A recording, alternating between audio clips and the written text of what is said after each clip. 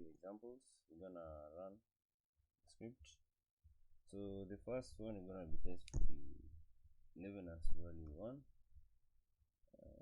2 value 26, and the modulus will be 5.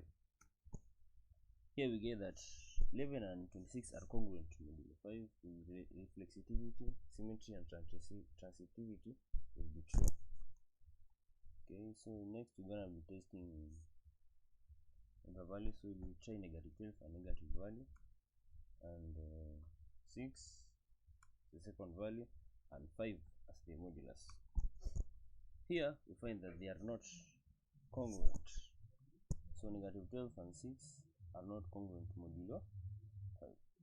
Lastly, we're gonna be testing 7, 22, and modulus will be 5. Yes. So here we'll find that 7, 22, and 22 are congruent modulo 5.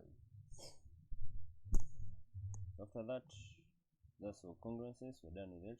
So we're gonna test the Bezout algorithm.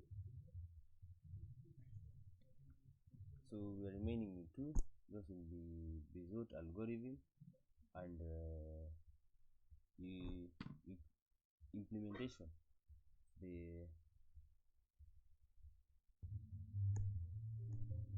So here we're having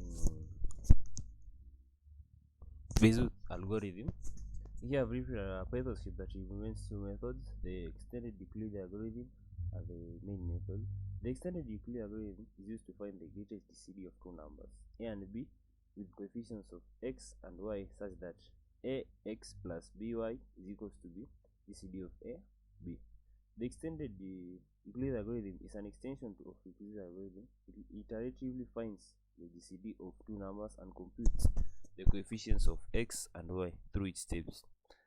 The function begins by initializing variables for the first step: x0, x1, y0, and y1, and these variables represent the coefficients of x and y. The functions also take steps to initialize a list of steps to keep the tracks of the changes taken. The algorithm iterates until b becomes 0 in each here. So if b is not 0, it will iterate continuously.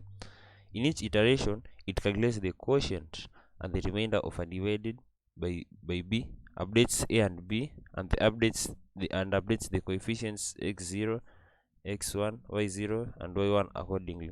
After the iterations, the function returns the GCD a and the coefficients x and y and the list of steps taken.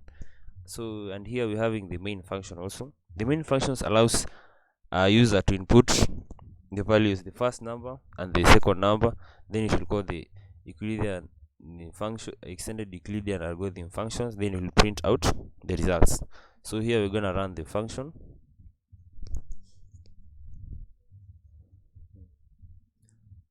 So we're gonna find the GCD of 81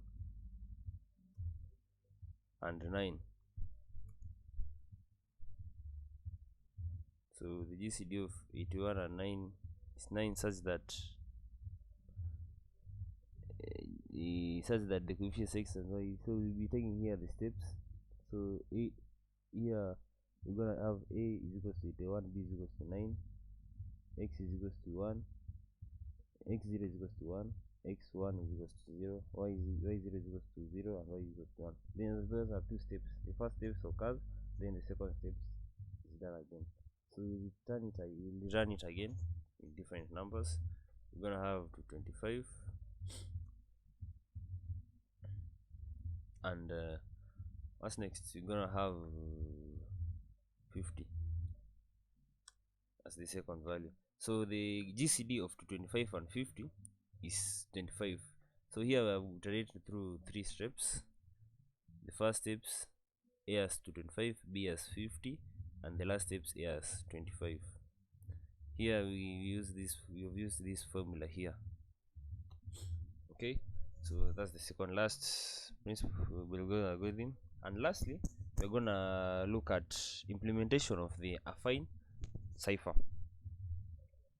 In this script, demonstrated that demonstrates the affine cipher.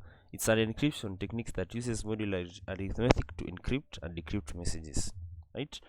It also includes functions for finding modular inverses using the extended Euclidean algorithm. So here I've used the inverse, the modular inverse. I've put that into practice. So let's start with our mathematical background. The extended Euclidean algorithm, that's EGCD function here, is used to find the GCD of two numbers along with the coefficients of x and y, such that a plus x ax plus by is equals to be GCD of a and b. This is crucial for finding the modular inverse of a number, right? So the modular inv function uses the result. So this function modular mod inv function uses the result from the above for the EGCD function to find the modular inverse of a number of a modular m. If the GCD is not 1, it means that the modular inverse does not exist. Now let's dive into the affine cipher. So the encrypting and decrypting part. So the affine encrypt here encrypts a given plain text using the formula C is equals to be A. So it uses the formula C is equals to be A times B plus B modulus 26. So here we have used modulus 26 as the modulus. Then we will go to the decrypt function, which uses the formula P is equals to A inverse. So here we are having an inverse of the modular, having the inverse of the modulus times C minus B is modulus 26. So that's the affine decrypt function. The next part we are going to be is the main function, which demonstrates the usage of this encryption and decryption functions. So here we have defined the text to be decrypted as eliters. We're gonna use the keys 17 and 20 to encrypt and decrypt the affine encrypt and decrypt also. The result is explain the result will explain the effectiveness of the affine cipher for encryption and decryption. So we're gonna run this code.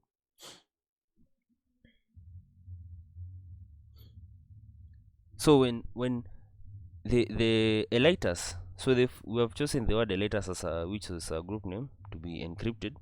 So when it is encrypted, we get a value of KZAFKXO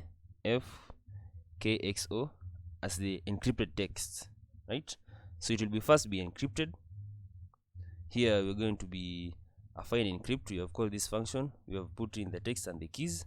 So it is first encrypted, then it will be decrypted back to the normal. We can also change the text, so we can use like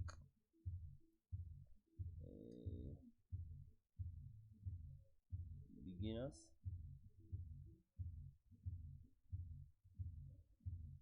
So when we encrypt the word beginners, here we're gonna find LKSAHHKXO as the encrypted text, and when decrypted back using this function affine decrypt, we are gonna find the beginners and the main one. So up to there we have implemented the encrypt and the decrypt function using modular inverse. So that's the end of it, and thank you for being with us.